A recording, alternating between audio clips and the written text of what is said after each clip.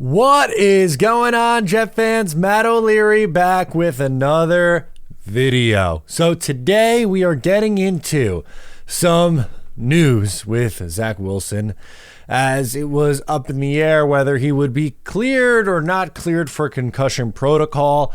Official word from Robert Saleh: Zach Wilson did not clear concussion protocol. Is the Zach Wilson era over? You know, I thought he had great OTAs, great training camp. Thought he battled. He fought. He's a fighter. He really is. Obviously, there's things that I know he wishes he could have back. I know there's a lot of things that he improved on. Some things were out of his control. But I've said it, and I'll say it again. I think he's going to have a long career in this league.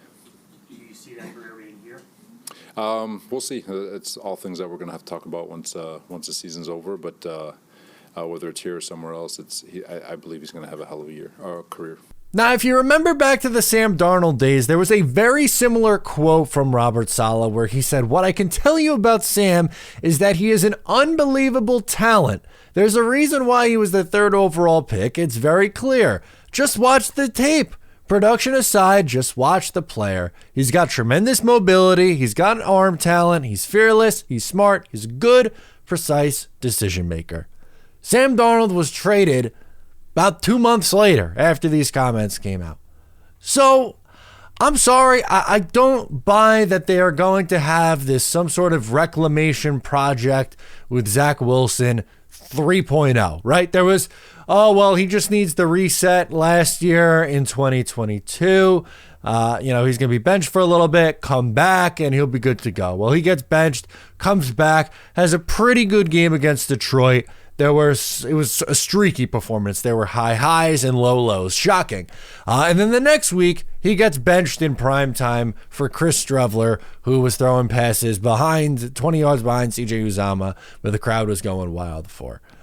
Then, he needs a real reset, sit for a full year behind Aaron Rodgers for a couple years, then maybe we'll reconsider going back to Zach Wilson.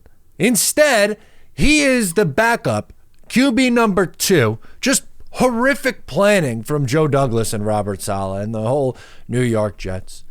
So, you know the story. Rodgers gets hurt 4 plays in. The Jets go, we are fine with a Zach Wilson, Tim Boyle, and then Trevor Siemian quarterback room. We are completely comfortable with that.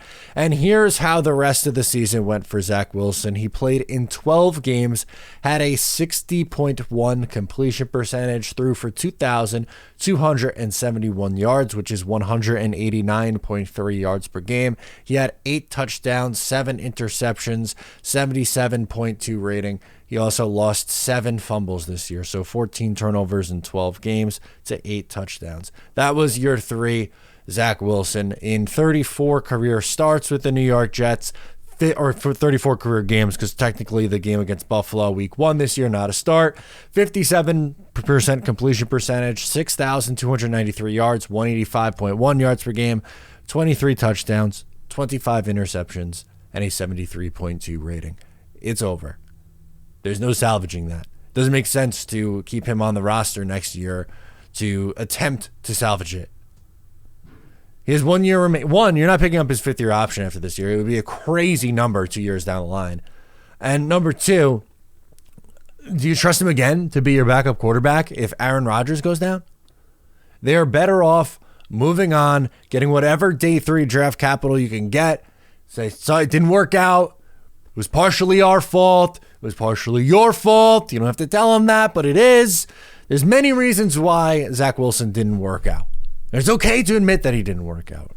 I wanted the Jets to draft Zach Wilson. I wanted him to play well. I gave him the benefit of the doubt in the second year. And I said, all right, I'm willing to see if he could actually reset. But it is what it is at this point. Through 34 games, you heard the numbers. That's a big enough sample size. His 3 years were worse than Sam Darnold's 3 years. And I wanted to move on from Sam Darnold after the 3 years because, again, they weren't picking up his 5th year option based on his play. And then you have a lame duck quarterback, with 1 year left. And what do you do with him after that? And it was a new regime. It made all the sense in the world to move on. Not denying, not playing revisionist history. It made sense. But now you can't double, triple down on this mistake. You've done it too many times. Move on. Sign a legitimate backup quarterback. Pick one name out of a hat that you like. Tannehill, Andy Dalton, Gardner Minshew, Jacoby Brissett, someone who started in this league before, someone who could play at a higher level than Zach Wilson, Tim Boyle, or Trevor Siemian.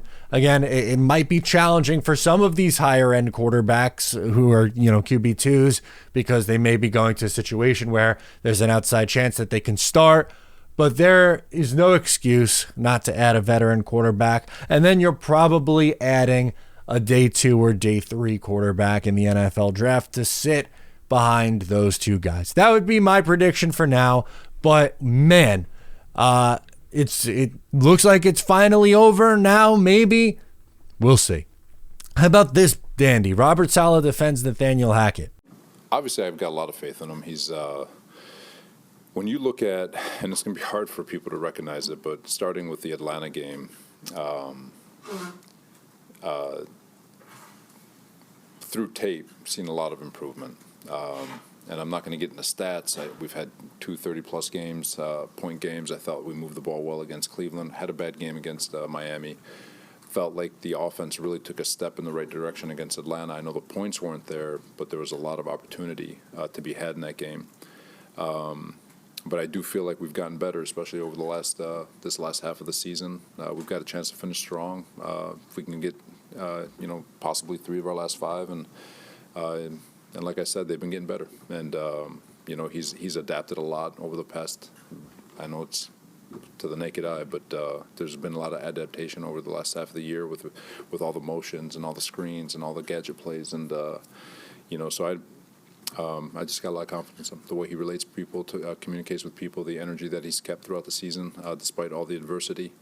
I do have a lot of faith in him. Well, since the Atlanta game, the Jets have the 31st offense and not the 32nd. So that's your vast improvement there. It's not good. They are banking on Aaron Rodgers bailing out Nathaniel Hackett. Can he do it? He's done it before.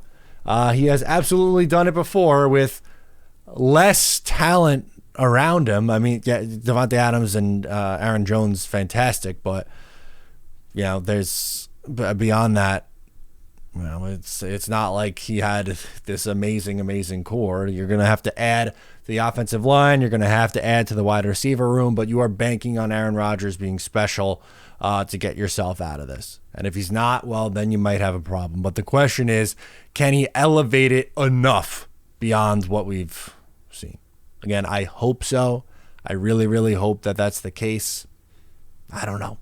It's a wait and see game. Don't know. Finally, Robert Saleh shared some quotes on Roger Saffold and why it didn't work out. Roger Saffold, just the thinking, releasing him, and why didn't it work here? It's not that it didn't work. We signed him to see if we can get some depth from a practice squad standpoint. Roger's been an unbelievable teammate. There's a reason why he's had so much success. But he had an opportunity to see if he can get onto a playoff team, and we wanted to give him that opportunity. What an absolute waste of a signing that was for the New York Jets. On trade deadline day, instead of moving, late day 3 pick for a proven starter in Ezra Cleveland, who actually played this year, gets traded to the Jaguars, plays a bunch of different positions, or instead of, making some other move to get a legit body in here, they add Roger Saffold, who wasn't on a roster, and he was never really in shape. He stayed on their practice squad. They released him from the practice squad to give him a shot. Now Cleveland signs him, so I guess he'll get a chance with Cleveland. The Roger Saffold and Trevor Siemian additions seem like just a move to shut up Jet fans from Joe Douglas. That's what it felt like to me, where it's okay. We're here. You're yelling and screaming about quarterback. Fine. Here's Trevor Siemian. Oh, you're yelling and screaming about the offensive line being bad. All right, here's Roger Saffold. It's like putting a Band-Aid on, a massive wound. A massive wound. It's not going to fix it. It's not going to. in dire straits, and you're like, well, how about a guy who's not on an NFL roster? Like, what's the plan there? There was no plan. That was the issue with the 2023 Jets. They had no backup plan. So there you go. That's the storylines from today, biggest storylines from today. Drop your comments down below on Zach Wilson, the defense of Nathaniel Hackett, and of course, Robert Saleh on Roger Saffold. Let me know your thoughts. I'm Matt O'Leary. Please subscribe if you're new. Give the video a thumbs up. Subscribe. I'll catch you next time.